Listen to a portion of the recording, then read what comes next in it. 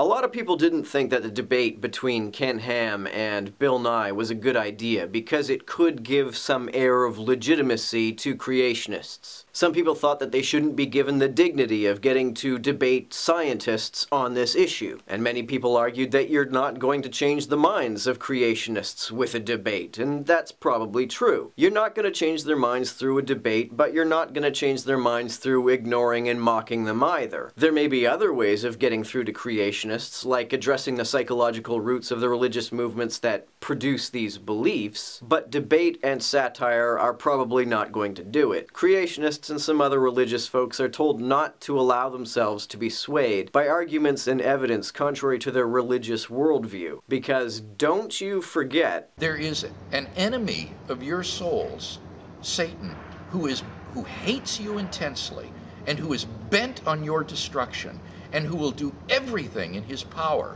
to see that your faith is destroyed. And you may not be able to convince people to abandon a belief that they hold under the literal threat of torture. The people we need to reach are the fence sitters. It is for their sake that we mock creationists and debate creationists. We need to reach people who may not know much one way or the other and may not have any preconceptions one way or the other. I think these folks can be swayed by argument. I think they can also be inoculated against creationism by showing how foolish creationist ideas are. Satire is an important tool in this regard. I think we should use both debate and humor. I think we can and should say that creationists are a bunch of twonky pillocks, as well as, all kidding aside, here are the facts and here's why creationism is wrong. I think we need to show the ridiculousness of statements like, you can't know anything about the past if you weren't there. Because I guess you can't convict anybody of murder if there were no witnesses, right? While I understand the concern that debating creationists might make them look legitimate, I think simply trying to ignore or dismiss creationism will allow very easily debunkable ideas to go undebunked.